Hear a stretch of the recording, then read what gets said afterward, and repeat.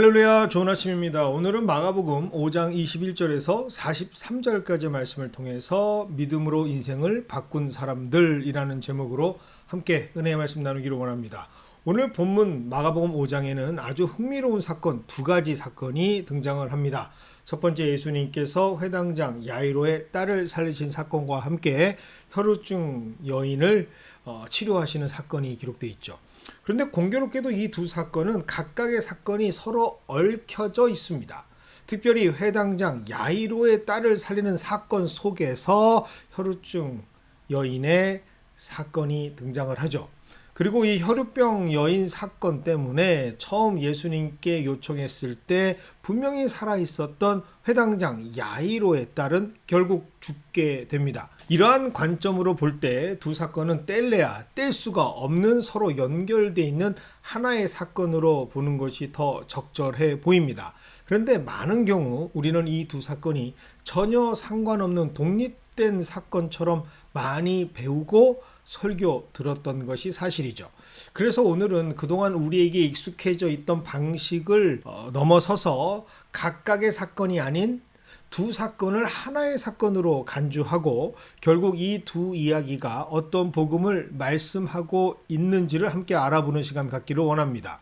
먼저 이를 위해서는 두 사건이 함께 공유하고 있는 교집합점을 발견하는 것이 굉장히 중요합니다. 첫 번째, 먼저 우리는 사건이 시작되는 회당장 야이로의 죽어가는 딸에게서 그 공통점을 찾아보겠습니다. 아주 흥미로운 사실이 바로 이 딸의 나이입니다. 성경은 이 딸의 나이를 처음에는 밝히지 않습니다. 독자들은 이 딸이 과연 몇 살인지 본문이 시작되는 21절부터 41절까지는 절대로 알 수가 없죠. 가늠조차 하지 못합니다. 그런데 5장 마지막 절인 43절 바로 앞 42절을 보면 그 딸이 12살이었다라고 기록한 것을 발견할 수가 있습니다. 그런데 그 기록 순서가 아주 흥미롭습니다. 42절입니다. 소녀가 곧 일어나서 걸으니 나이가 12살이라 사람들이 곧 크게 놀라고 놀라거늘. 본문에서는 나이가 굳이 기록되어야 할 이유가 없는 것처럼 보입니다. 문학적으로 흐름적으로 볼 때는 나이가 기록되지 않는 것이 오히려 더 매끄럽게 소녀가 일어나 걷게 된 결과를 부각시킬 수 있는 것처럼 보입니다. 한번 삭제하고 읽어볼까요? 소녀가 곧 일어나서 걸으니 사람들이 곧 크게 놀라고 놀라거늘. 아주 자연스럽습니다. 그럼에도 불구하고 42절은 소녀가 곧 일어나 걸었다라는 사실과 사람들이 크게 놀라고 놀랐다라는 사실 사이에 이 딸이 나이가 12살이었다라고 기록하고 있습니다.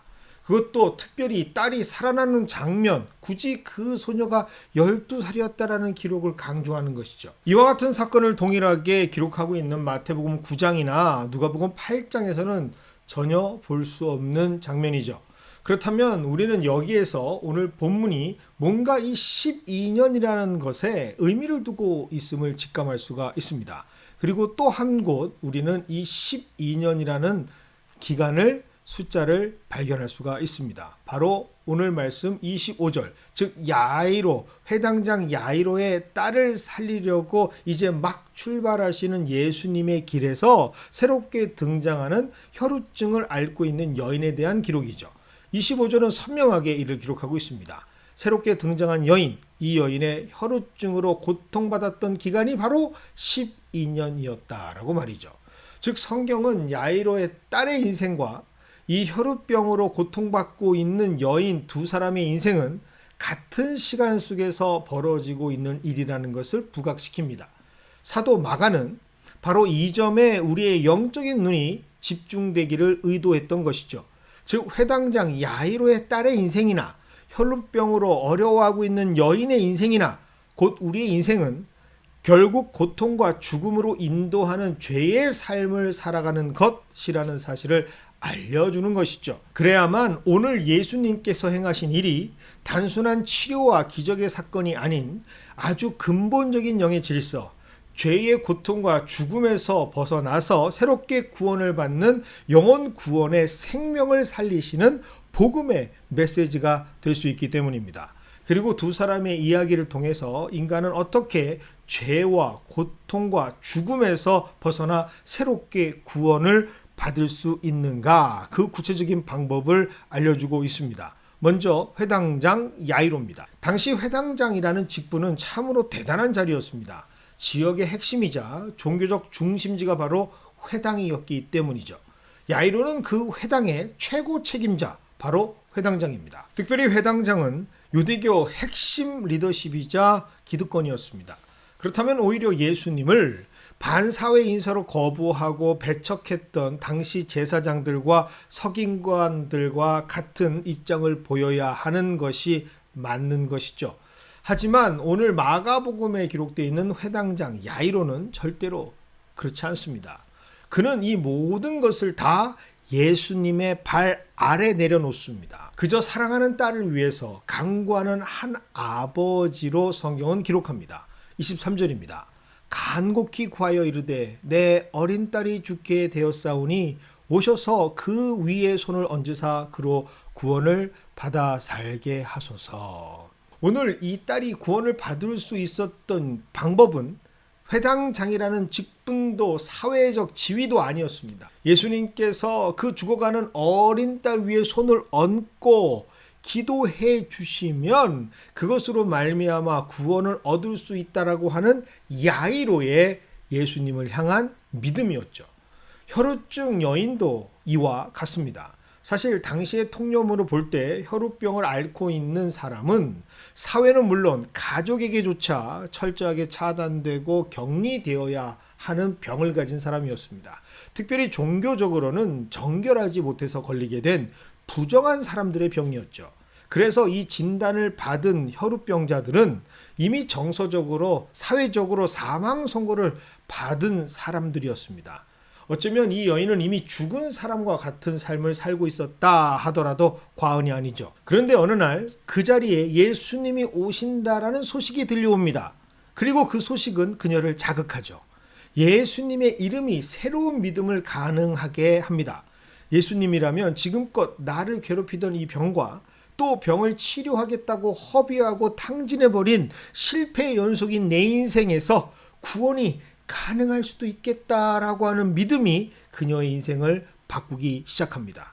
그래서 그녀는 자신을 얽어매고 있었던 사회의 압제와 통제를 그리고 패배의식을 과감하게 깨고 많은 인파 속으로 들어와 예수님의 옷자락이라도 만지기 위해서 최선을 다하는 적극적인 인생이 되는 것이죠. 즉, 이 두 사람의 인생의 새로운 시작, 구원을 얻게 되는 결정적인 체인징 포인트는 바로 믿음이었습니다. 사도 마가는 여기에 복음의 방점을 찍고 있는 것이죠. 고통과 죽음으로 살아갈 수밖에 없는 우리의 인생에서 새롭게 구원받을 수 있는 유일한 방법은 바로 예수님께서 우리의 구원자 되어 주실 때만이 가능하다라는 것을 힘있게 증거하고 있습니다. 서로 다른 사건으로 보였던 회당장 야이로의 딸 사건과 혈우증 여인의 사건은 결국 이 최종적 복음을 증거하기 위한 하나의 사건이었음을 우리는 오늘 본문에서 알 수 있는 것이죠. 그리고 이 두 이야기는 우리에게 또 다른 사실 하나를 한 목소리 되어서 알려주고 있습니다.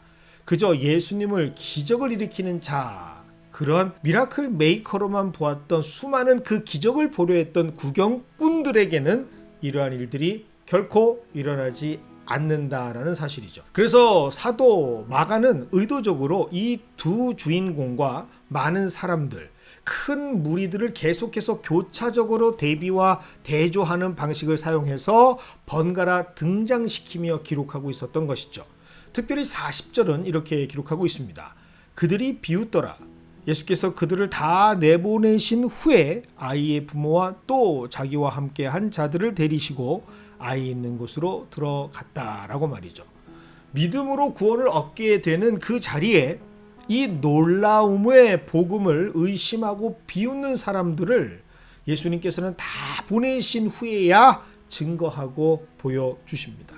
즉, 믿음이 없는 자들은 이 놀라운 축복의 자리, 구원의 자리에 주인공이 될 수 없음을 강력한 이미지와 메시지로 증거하고 있는 것이죠.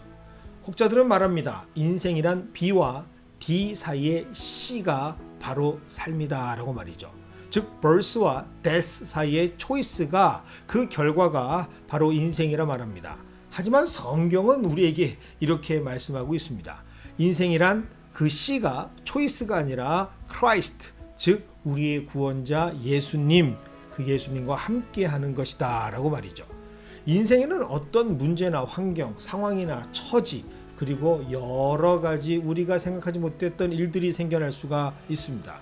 특별히 고통과 죽음으로 향하는 죄인의 인생에는 우리가 예상하지 못하는 아픔과 슬픔, 괴로움과 어려움을 동반한 모든 인생의 쓴맛들을 보며 살아갈 수 없는 길이 펼쳐져 있습니다.